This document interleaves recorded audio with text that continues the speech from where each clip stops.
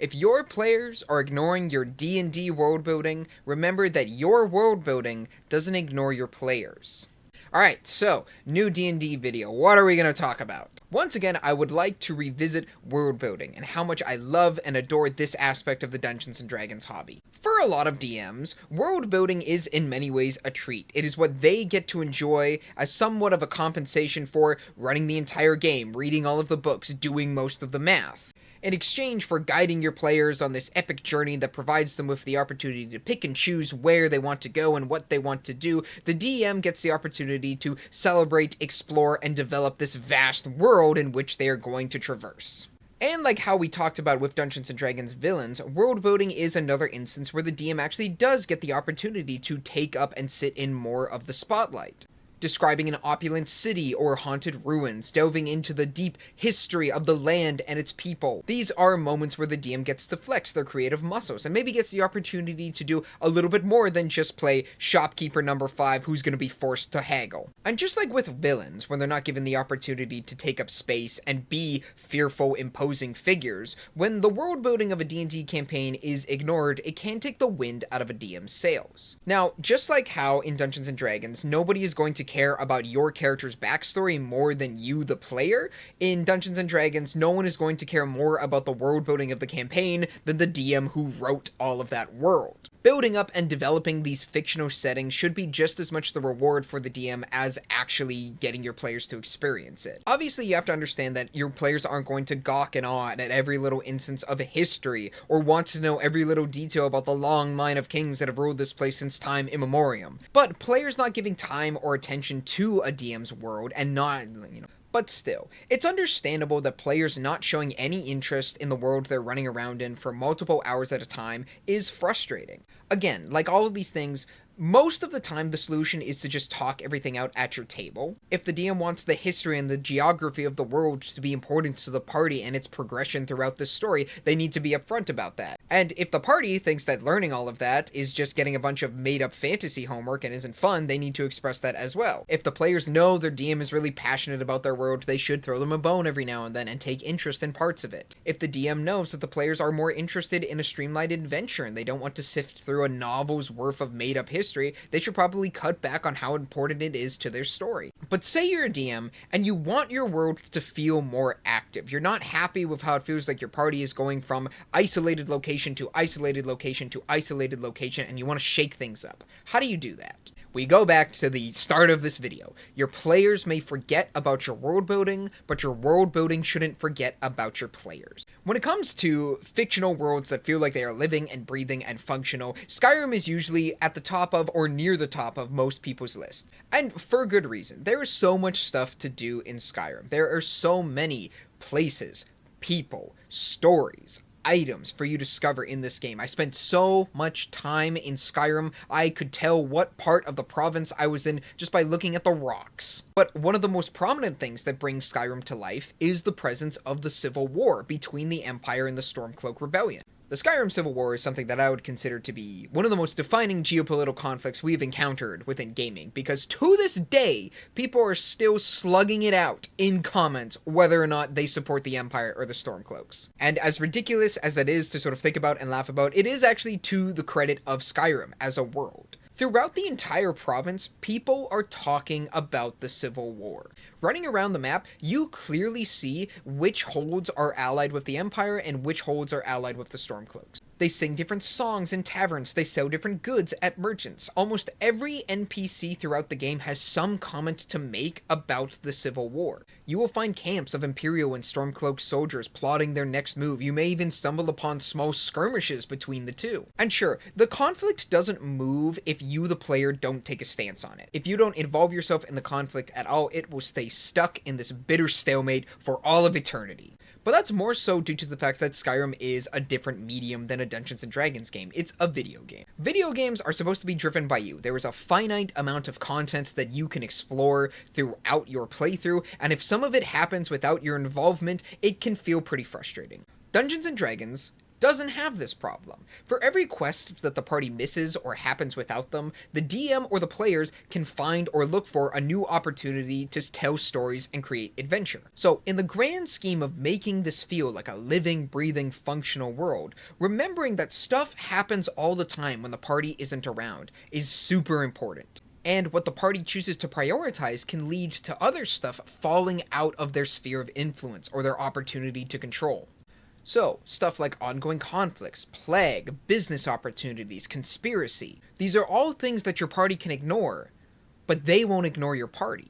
If there's an evil necromancer crafting insidious diseases up north and your party doesn't want to deal with it yet, maybe they start to see those diseases make their way further and further south, getting to the point that it could be an absolute epidemic if it gets any further. Maybe there was a lucrative business contract that your party declined because they had to go save the world. Maybe that was picked up by someone else. Maybe it was a rival. Maybe it was a friendly NPC and now they have this company that wants to help the party pursue their goals. But going back to Skyrim, the thing that makes all of these things feel important is the fact that people are talking about them, the fact that people are aware about what's going on throughout the world, and it doesn't necessarily involve the party and their actions. They should also be talking about the party and what they're getting up to, obviously, especially near higher levels when they start to gain some reputation and infamy.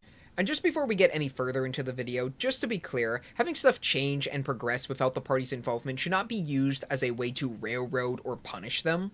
It shouldn't be this, you didn't do the right thing at the right time when I wanted you to, so now look at all this bad stuff that's happened, look at all this evil you've unleashed on the world through your incompetence. That's the exact reason why the Skyrim Civil War doesn't progress without the players' involvement. Making your players feel like the time they spent doing other stuff was detrimental to their progress throughout the story is a terrible way to have a game be run. But it is important to make sure that things change throughout the game and that events interact with one another in ways that the players might not have anticipated. Otherwise, you just have a bunch of little story bubbles that you're waiting for the players to pop into and actually get them going and kick them off.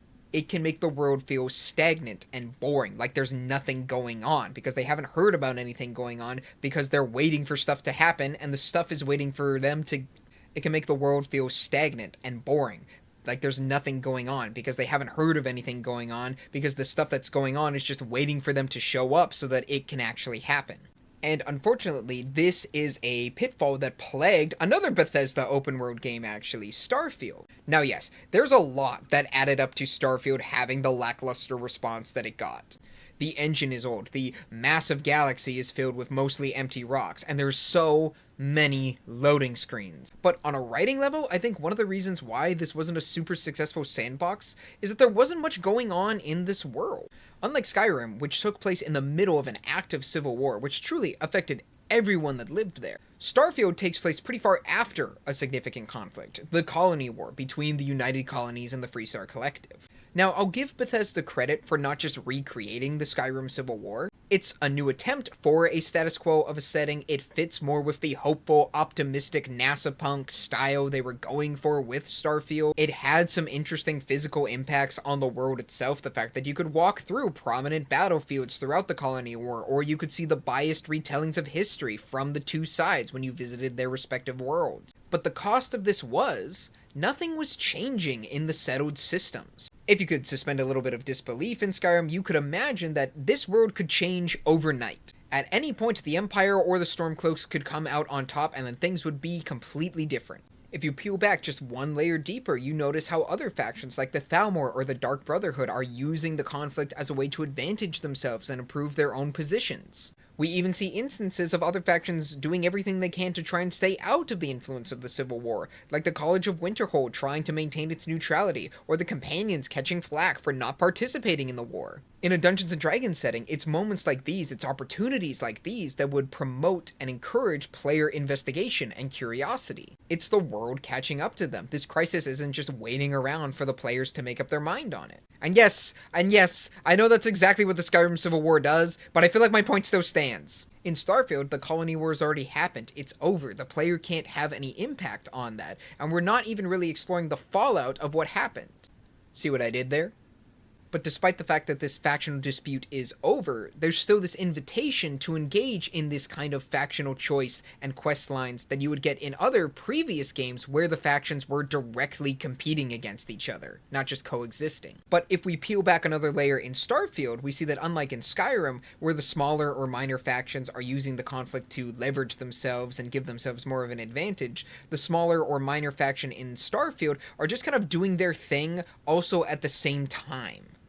Ryujin and the Crimson Fleet, they don't feel like they are capitalizing on this specific moment to do big stuff. It just feels like, well, you've showed up, so now we might as well get to the big stuff. And don't even get me started on House Va'ruun, like this obvious third faction, these space religious zealots that could easily offset the UC and the Freestar Collective and make it feel like a conflict that's more than just a big power versus small power, and they're just gone. They're just hiding somewhere in the galaxy. Like, you're told about them a lot, but you're explicitly told you can't find them, you can't join them, don't bother looking for them, don't bother interacting with them, they hate you, they're always gonna hate you, you don't get to play with this toy. These do not feel like instances of the world catching up to the player. At best, they feel like instances of the world coincidentally crossing paths with the player, and at worst, House Va'ruun, it feels like the world is actively avoiding the player. And in terms of encountering people who don't want to get caught up in the status quo of the world, you have like settlers and you can sort of help them assert their mini independence from the big factions, but you can't really help fully assert their independence, and I'm gonna be honest, they're not all that interesting to interact with.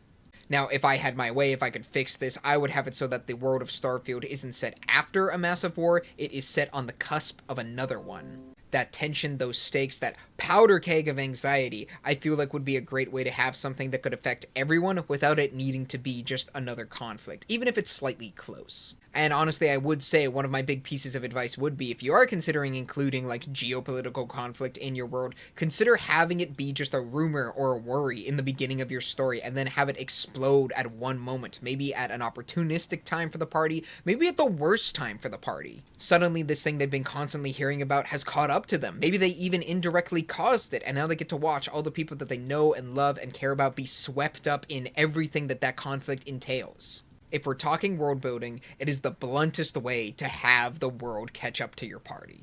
So to recap, world building is a lot of fun. World building is primarily the realm of the DM, but just because your players don't latch on to aspects of your world, it doesn't, nor should it mean that your world just becomes this stagnant, passive thing where stuff only happens when your players show up. Having overarching, developing, pressing issues happening within your world is a great way to make it feel alive and independent of your party's actions, and the lack of any kind of internal momentum can make your world feel like it is ground to a halt. So keep coming up with interesting things that you think your party might find interesting. Keep offering it to them and keep seeing where they want to go. But just because they didn't say yes to something immediately, it doesn't mean it stops then and there. The world moves on. Sometimes a forgotten plot point is just that, a forgotten plot point. But sometimes it's really fun to show the party that that plot point didn't forget about them. That's the video for today. Thank you for listening to me talk about Dungeons & Dragons and Bethesda games. Let me know what you think about this topic in the comments below, and if you have any interesting ideas for how you keep your world feeling fresh and exciting. I'll see you in the next one.